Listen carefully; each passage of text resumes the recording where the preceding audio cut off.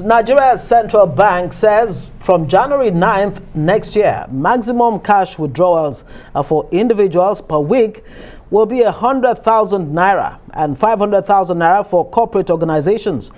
Withdrawals above these figures will attract a 5% processing fee for individuals and 10% processing fee for corporate organizations. In a circular issued by the Central Bank of Nigeria as part of the new Naira redesign policy, it was also stated that third-party checks above 50,000 naira will not be eligible for payment over the counter, while existing limits on 10 million naira clearing checks remain.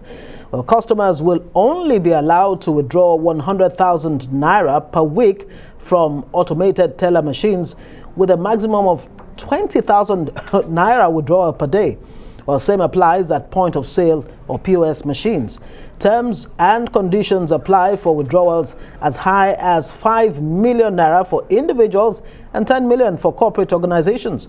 While the latest directive by the CBN is in line with its cashless policy, while experts say it's all in a bid to reduce the amount of naira in circulation. Well, joining us now to take a look at this new policy is Arise News analyst, Dr. Sam Amadi. Thank you so much, Dr. Amadi, for joining us on the news tonight. Good to see you again. It's almost about 8 years, if my memory serves me right, since we announced cashless policy for Nigeria. We have not been able to achieve it. Now we saw the circular from the CBN today. In your own, estimation? What do you think about it? How realistic is it, given that we've been on this journey for 8 years and now we have a deadline of January 9th? How realistic? I think it's doable. You see, as a regulator, I know one thing is that oftentimes shock regulation, you just say, look, you have to get this done at X date, and people comply as far as it's feasible. There's nothing practically not feasible about this. The problem with transition to cashless societies is often the dilly-dallying, okay? You want to roll out policy, but then there are several intended and unintended consequences of them dealing with maybe pains of transitioning and some of the difficulties. And so policymakers responding to feedback, public, political costs that some of these policies carry, they might not drive them. So when it looks like in this season, the central bank is really toughening up and maybe trying to take reactions without postponing anything again. So we first had with the design of the Naira, and there were issues around time, for completion of that process and possible hardship. We've had people met Allah's, spokesperson say, look, our people are in the forest. They need extra time to come out. There are different reasons, but it looks like the central bank is going ahead with it, and it's doable. Now, what this does is a complement. It supplements the redesign, which probably aimed at dealing with counterfeiting, with illicit financing, and taking so much of about 80% of the cash available currency out of this official system. But this tries to really drive cashless society forward. This is more targeted. So it looks like how we're going to do only 20 naira a day from ATM. Basically, the central bank is probably outlawing ATM in some sense. Denomination as the highest. For me, if you say only 20,000, 200 naira or 10,000 is a bulk. It's a small bulk can hold. Yeah. So the 200 naira denomination only is not the problem. The problem is the quantity of fund it can take out for the ATM.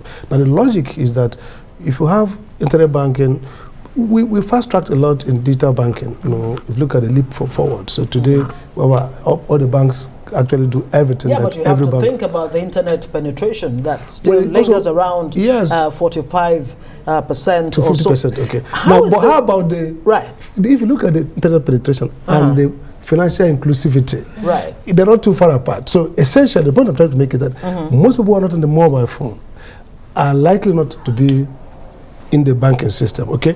Now the question is, can you do two? Can you work and achieve both at the same time? So what the central bank has done, in my view, is arguable. Some people can argue the hardship, but the point is, should we have people carry fund the way they carry fund? Again, the fact that it's coming to January, close to the presidential election, and the fact that the only hurdle now faced with this electoral, practice, the real hurdle now is vote buying. But for me, the challenge, the question, I mean, you took it right out of my mouth. I mean, is this another way of checking the excessive use of cash in the build-up to the election? That's the question. But will this not limit financial freedoms too?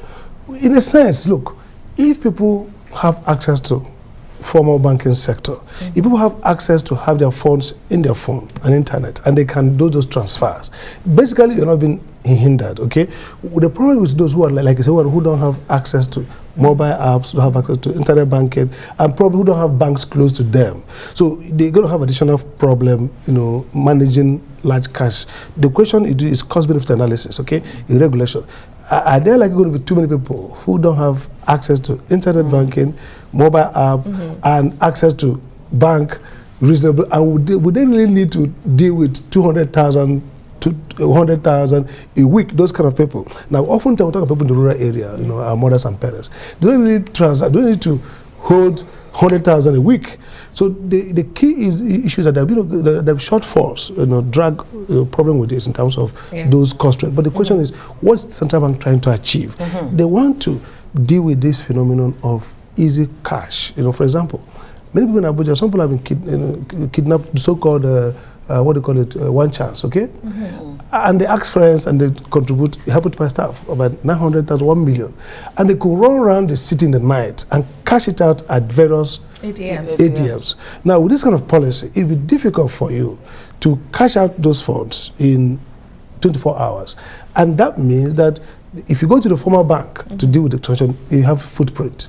It could be caught. But this proliferation of POS, has helped with transactions, have also created, enabled criminal undertakings that are not going to be dictated. We don't have CTC cameras across the city. So in the case that, okay, if something happens, you can see where they did, who was the POS guy.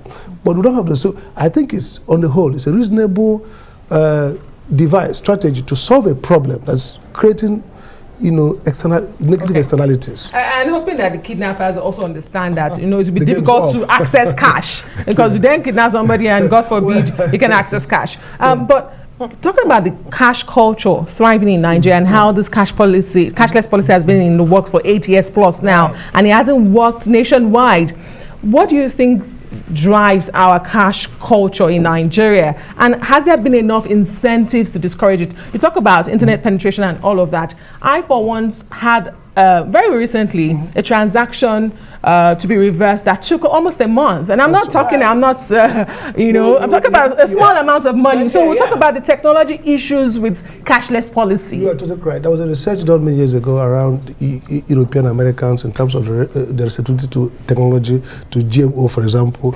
this kind of science. The problem is that it's culturally trapped, in our culture, and evidence shows. If you look at how many times you try to send money and it doesn't go through. Yesterday in my office, someone tried to send money. It didn't work, and the argument was maybe some of the IT guys have jackpot, as they say. So the problem is that the people don't have so much confidence in the digital world. They see it malfunction, they see it not working, probably want to do a transfer, they say no network.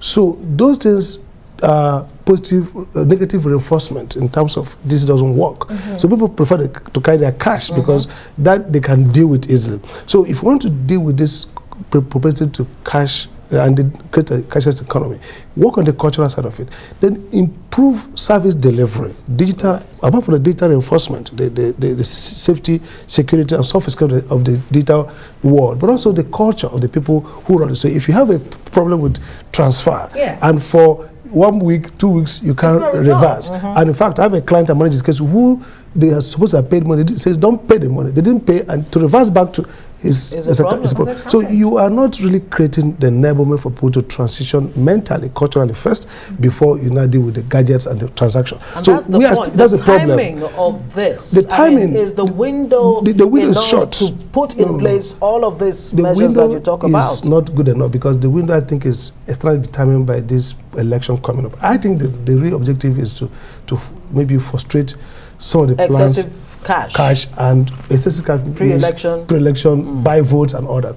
But then maybe the central bank governor and his team looks at this window and say, look, since we have an urgent pressing need to deal with this, cash for votes, this is the right time to probably introduce this strategy that will help us deliver on this strategic objective, as well as move our monetary policy to where we want it to be. The problem is that maybe the build-up should have started long ago with some messaging, people get to understand more, and then more test running and improvement of the digital capability of the banking platform. We are not doing very badly in terms of both the penetration, the use of mobile banking, as well as its kind of success rate.